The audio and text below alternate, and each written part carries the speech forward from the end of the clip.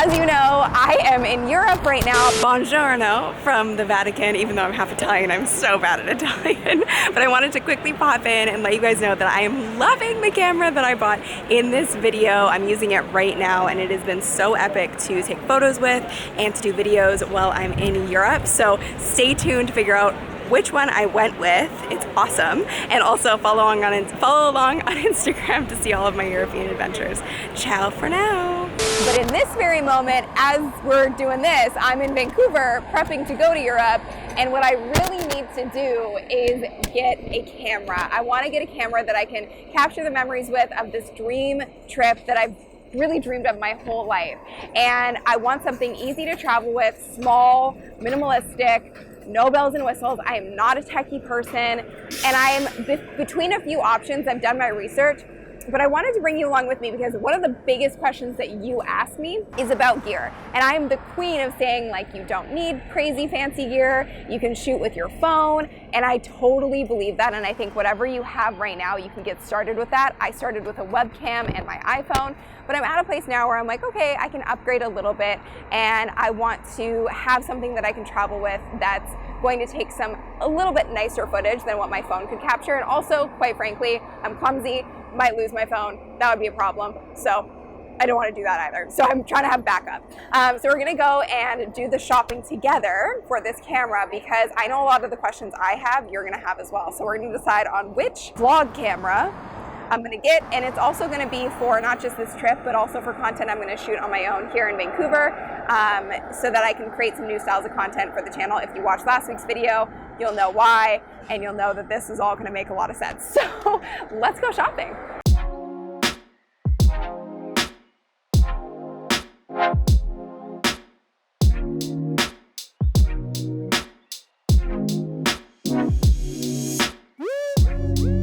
So the cameras I'm trying to decide between are the Sony RX100 Mark V and then the Canon G7X Mark II.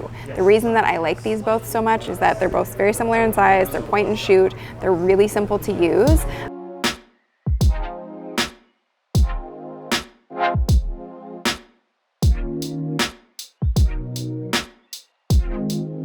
So the big difference between these two is price. This one is about $1,100 and this one's about $800. So I need to know why and if this is actually worth it to spend a little bit more money, and what the big differences are in how they operate and function. So the big things that I want to know, and maybe you want to know too, is can they shoot in low light? That's a big thing for me. In terms of low light, they're both, I'd say, a bit equally matched. Okay. Just for the simple fact that they both have a 1-inch sensor. 1-inch sensor is basically what takes in the light. Okay. So they both have the same surface area of sensor, which is going to take in light. Okay. And they also both have an aperture of f1.8. Okay. So that's how wide it opens to let light in. Light in, yeah. Exactly. So in terms of light, they're pretty equally matched, but this one will read out ISO a little bit better. Okay. Just, again, because of the expertise that Sony has for doing it for so long. So I wanted to test low light, so I thought I'd bring it into this random part of the store. It's super dark. And you can see what it looks like. I mean, I definitely can notice a big difference with this. I feel like this is a lot more realistic and shows up better in low light. And this one is a lot sort of grainier and darker. So this one wins here for sure. The autofocus feature, so meaning that I want to know if it can focus on me and have the blurred out background sort of look, and how high quality that looks on both cameras. RX100 Mark V has 300 autofocus points. Okay. So 10 times the amount of autofocus points in comparison to this one. And what the autofocus point does basically is reads out the entire frame, what's on camera, and it picks out what should be in focus. But it's able to pick from 400 points versus 30 points. Sorry, 300, I said 400. 300 points versus 30 points. So we're testing the autofocus. So a little trick that Peter just taught me, hi Peter, is put your hand right in front of it and see how long it takes to readjust. It's not bad. It kind of had to like readjust at the very beginning, but it looks good. No, this one's definitely faster.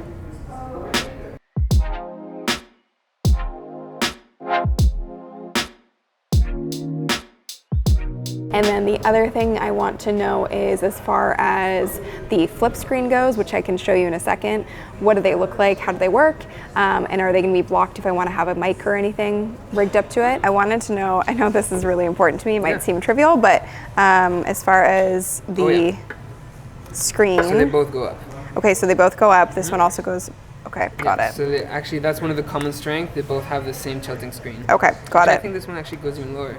Tilt it towards you.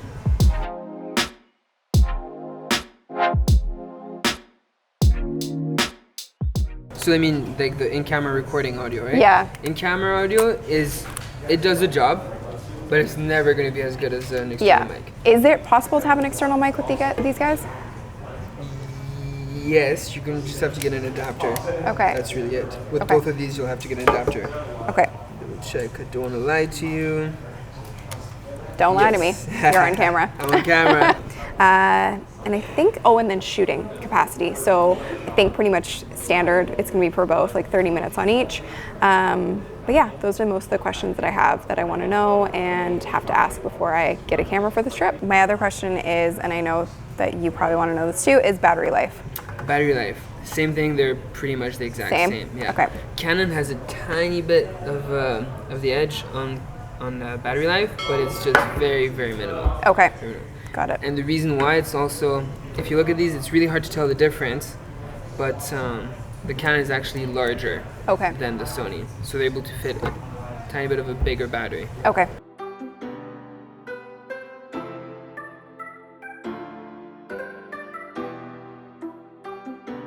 I totally understand why he's trying to sell me on the Sony, because obviously it's more expensive and that's his job.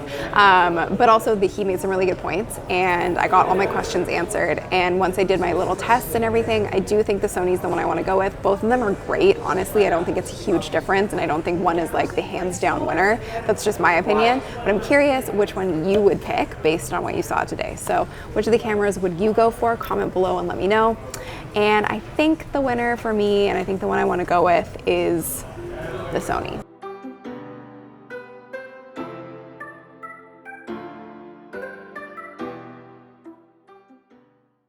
All right, I'm gonna go with the Sony, and I'm super excited about it. I've never really had a official vlog camera because I don't really vlog, but I really do want to capture memories while I'm on this trip.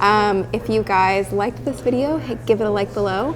Share it with somebody else who might be looking for the right vlog camera for them. And again, I'm not Casey Neistat. I am not super technical, and I didn't need anything with like a ton of bells and whistles. I wanted something minimalistic, so this was perfect for me. You might be looking for something a little more in-depth and a little more intense, but for me and for my needs, this was exactly what I was looking for. So I'm very, very excited, and I'm excited to shoot some great footage while I'm away and share it with all of you. If you liked it, hit the like button below, share it with your friends, and be sure to subscribe for new videos every single week. Thanks for watching. Bye, guys.